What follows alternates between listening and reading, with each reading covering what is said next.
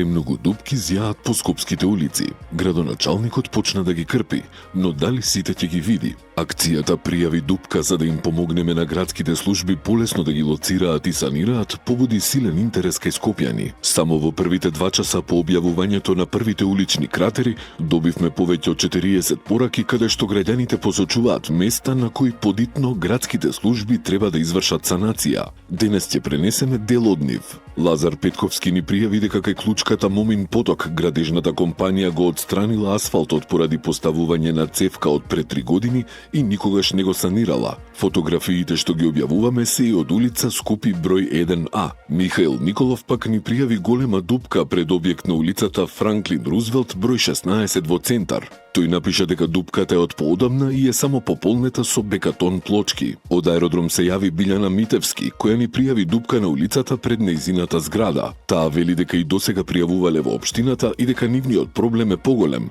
затоа што од таа дупка им влегува вода во подрумските простории. Прва скопска телевизија и во наредниот период ќе објавува фотографии и пријави на проблеми со дупки по улиците. Тоа ќе го сториме и на ТВ екранот и преку интернет порталот. Ги повикуваме сите наши гледачи и читатели да ни пишуваат и да ни испратјаат фотографии или видеа на нашата имејл адреса info@prvaskopska.mk.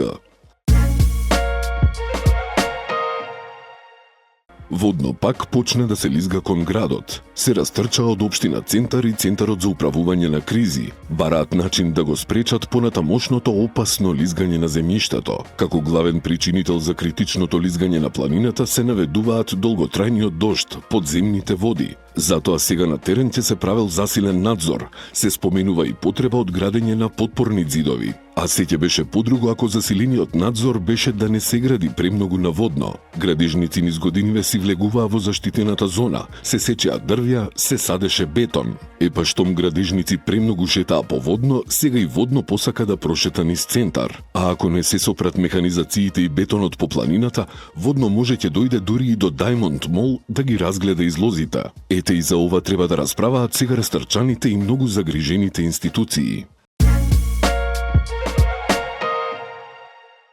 Населението во Македонија старее. Самото тоа укажува дека се потребни повеќе домови за згрижување на стари лица. Проблемот во Скопје е поизразен.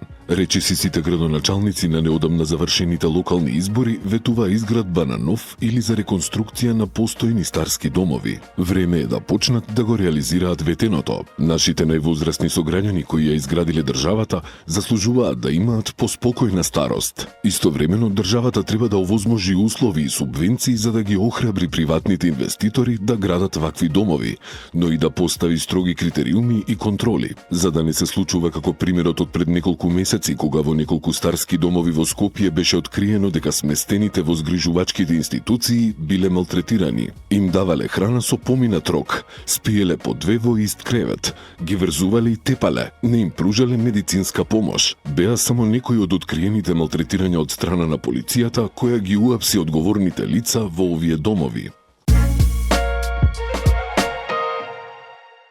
Водата во основното училиште Димо Хаџидимов во скопската општина Карпош е санитарно исправна и истата може непречено да се употребува, соопшти Водовод и канализација Скопје. Денеска дополнително се прават и други анализи кои не се поврзани со храна и вода. Завчера 40 на ученици од ова училиште Димо Хаџидимов во скопската населба Влае се пожалија на стомачни болки, а неколку дечиња беа хоспитализирани и на клиниката за детски болести. Првичните сомневања се дека се затруле во училишната менза, пошто инспектори од Агенцијата за храна и ветеринарство вчера спроведуваа вонредни инспекциски контроли во компанијата Vanilla Food и кујните на 9 основни училишта во општина Карпош, кои ги снабдува овој оператор. Меѓу учениците кои се пожалиле на стомачни болки е и помалиот син на премиерот Христијан Мицкоски.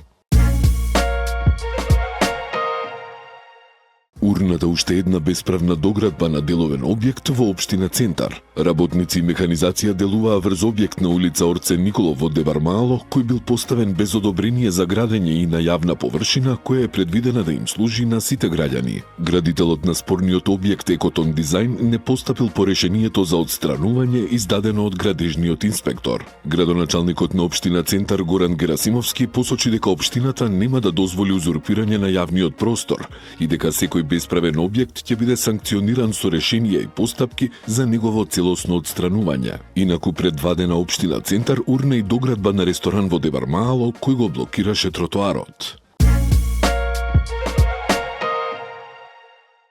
Од 1 декември цената на парното за домаќинствата ќе се зголеми. За корисниците кои се снабдуваат преку најголемиот систем, ЕСМ дистрибуција, ЕСМ снабдување и ЕСМ производство, поскапувањето изнесува во просек 5,9%, додека за потрошувачите на ЕСМ енергетика зголемувањето е 7,6%, а за Скопје Север Energy Ecolink околу 7,7%. Од 1 декември просечната сметка ќе биде зголемена за околу 130 денари, од сегашните 2200 денари на 2330 денари, истакна председателот на регулаторната комисија за енергетика Марко Бислимовски. Тој потсети дека парното грејење и понатаму е најекономично решение. Според него, анализите покажуваат дека доколку сите исклучени корисници повторно се приклучат на системот, сметките би се намалиле за околу 10%.